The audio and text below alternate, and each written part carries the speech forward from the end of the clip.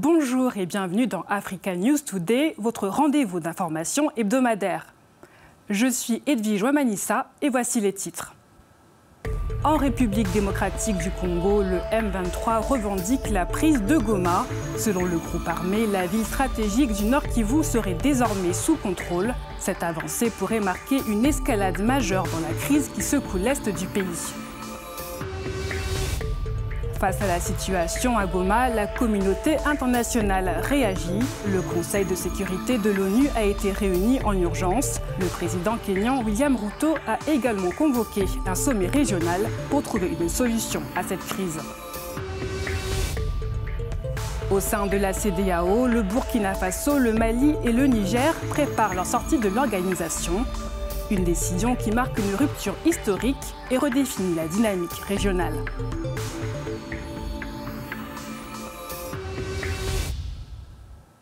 En République démocratique du Congo, la ville de Goma, capitale provinciale du Nord Kivu, serait tombée ce lundi matin aux mains des rebelles du M23 soutenus par le Rwanda.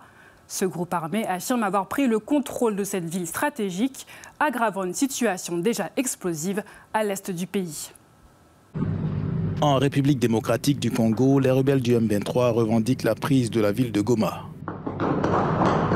Ces tirs entendus dans la nuit de dimanche à lundi témoignent de l'ampleur des affrontements entre ces combattants soutenus par le Rwanda et l'armée congolaise. Goma est la capitale du Nord Kivu, dans l'est du pays. La région est très convoitée pour ses innombrables minerais et les combats font fuir les populations vers le Rwanda voisin. Les Nations Unies parlent d'une panique générale parmi les 2 millions d'habitants de la zone. Le gouvernement congolais affirme que l'avancée des rebelles constitue une déclaration de guerre.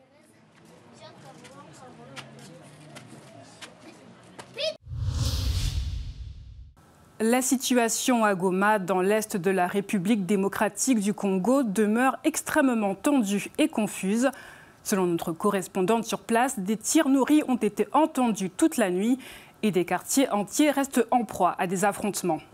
Selon la correspondante d'Africa News à Goma, Élisée Malaika, la situation était encore très tendue et confuse aux environs de 9 heures locales.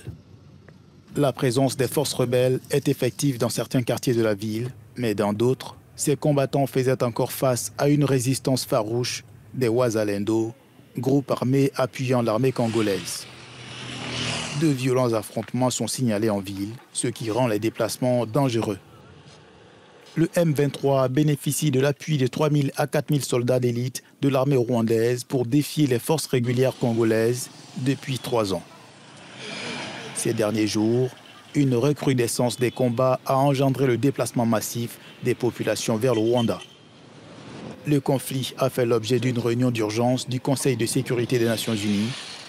Une autre est également prévue au niveau de la communauté des États d'Afrique de l'Est avec les présidents du Rwanda et de RDC, Paul Kagame et Félix Tshisekedi. Dans le sud Kivu, une marche citoyenne de grande ampleur a eu lieu à Bukavu ce lundi. Des milliers d'habitants ont investi les rues pour dénoncer l'inaction et le silence de la communauté internationale face à la progression des rebelles du M23. Reportage de Gaël Mpoyongole. Sur l'artère principale de la ville de Bukavu, dans le sud Kivu, des milliers d'habitants se sont réunis ce lundi matin. Des jeunes issus des organisations de la société civile, des forces vives et des mouvements citoyens.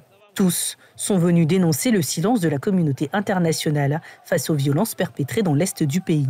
Malgré la dégradation de la situation qui impacte fortement les populations, aucune mesure n'a été prise pour mettre fin aux exactions.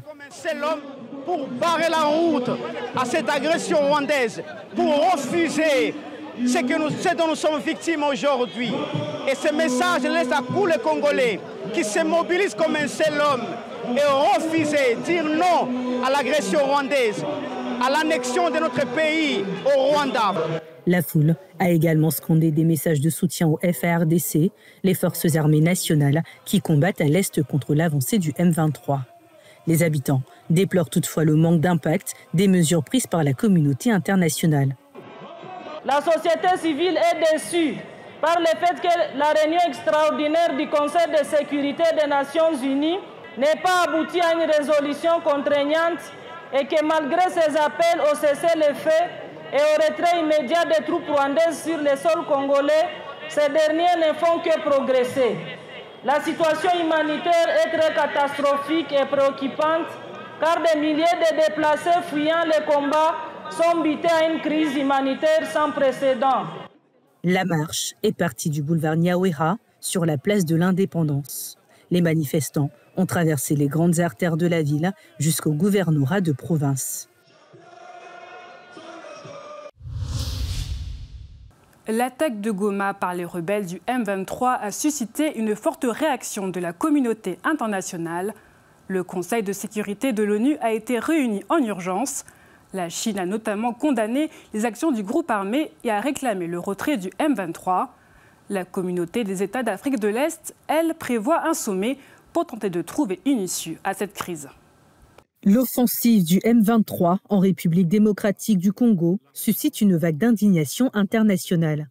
Réuni en urgence ce dimanche, le Conseil de sécurité de l'ONU a fermement dénoncé la présence des forces étrangères dans l'est du pays. La Chine a également exprimé une position claire et ferme. La Chine appelle le mouvement du 23 mars à respecter scrupuleusement l'accord de cessez-le-feu, à cesser de recourir à la force, à se retirer des zones occupées et à revenir à la voie d'un règlement politique. Toute force extérieure devrait s'abstenir de fournir un soutien militaire aux groupes armés, comme le mouvement du 23 mars, afin d'éviter une aggravation de la situation. Quelques jours auparavant, Antonio Guterres, secrétaire général de l'ONU, a directement interpellé Kigali, demandant au Rwanda de retirer ses troupes et de cesser son soutien au M23. La France, par la voix d'Emmanuel Macron, a également condamné les offensives du M23. Il a appelé à un retour immédiat au cessez-le-feu et à la protection des populations civiles. Au sein de la CEDEAO, le Burkina Faso, le Mali et le Niger avancent dans leur processus de retrait. Les trois pays, désormais regroupés sous la Confédération des États du Sahel, ont tenu une réunion ce week-end à Ouagadougou pour finaliser les étapes de leur séparation avec l'organisation régionale. Le Burkina Faso, le Mali et le Niger ont franchi une étape cruciale dans leur processus de séparation avec la CEDEAO dimanche en organisant une réunion visant à définir les formalités de leur rupture avec la communauté économique régionale.